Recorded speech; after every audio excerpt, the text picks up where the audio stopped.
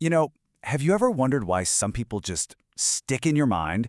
They walk into a room and you remember them, while others, well, they just kind of fade into the background.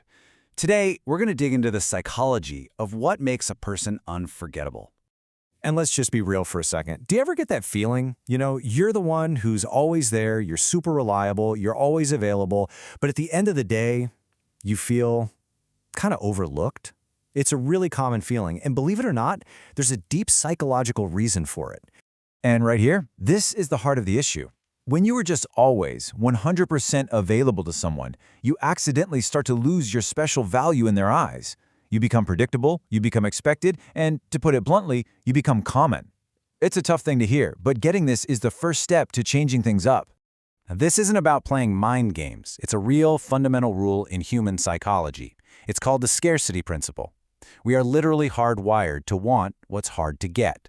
Just think about it, those limited edition sneakers or a sold-out concert. It works for stuff, and it works for people, too. Just let this one sink in for a minute.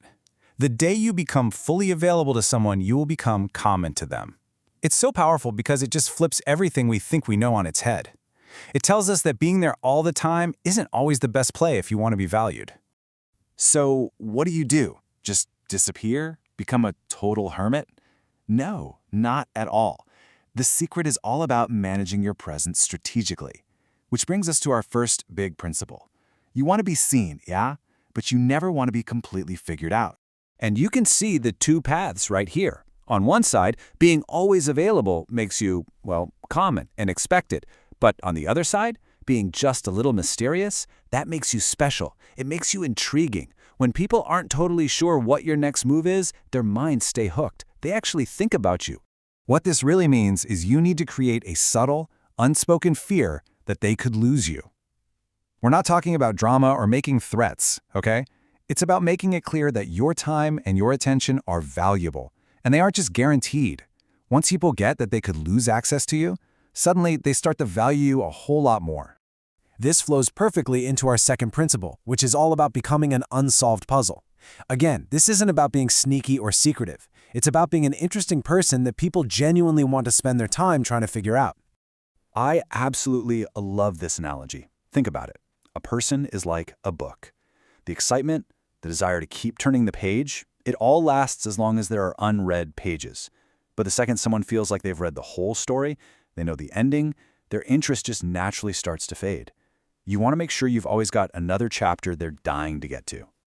So how do you actually pull this off? Well, as you can see, it's a balancing act. Yeah, give them amazing surprises that make their day. But you know what? Also make them wait sometimes. Keep them just a little off balance, a little unsure. The goal is to just stop being so predictable. If you're always one way, you're a one-note character.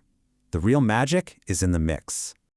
Okay, so we've talked a ton about managing your absence, about being a little mysterious, but what about when you are there with them? That time has to be incredibly powerful. And this leads us to our third principle, the psychology of a real deep connection. Oh man, this is so important. A lasting impact is almost never about logic, it's about emotion. You can have the smartest conversation in the world, but what people really truly remember is how you made them feel. You've got to connect with their heart, not just their head. This chart kind of breaks it down for us. Look at how high the bars are for praise and humor. Making people laugh, genuinely making them feel good about themselves, those are high-impact moves. But then look at time spent. It's moderate. It just proves our earlier point. It's not about how much time you spend, it's about the amazing quality of that time. And here's another super direct quote that just hits home. People are selfish. They go where they feel good. It might sound a little cynical, but it's a basic human truth, right? We're all drawn to people and places that make us feel good. Understanding this is basically your superpower. So when you boil it all down, the ultimate secret is this: become a source of positive feelings for other people. When someone starts to associate you with feeling happy, feeling seen, feeling important, they will naturally want more of you. You become a positive addiction in their life. All right, we have covered a lot of ground here. We've talked about scarcity, mystery, and making that emotional connection. So let's pull it all together into a simple, actionable toolkit you can actually start using. Here it is, your 4-step guide. First up, limit your availability to create that sense of scarcity. Step 2, keep them guessing. Be that interesting puzzle. Step 3, and this is huge, when you are with them, make them feel amazing. And finally, step 4, you have to maintain the balance. Don't be too distant, but don't be too available either. The real power is in the dance between all of these things. And that pretty much brings us to the end. I'm just going to leave you with this one final question to think about. In your own life, in your relationships, which one are you right now? An easy-to-read open book? Or are you that unforgettable puzzle that people can't wait to solve? The choice, as always, is yours.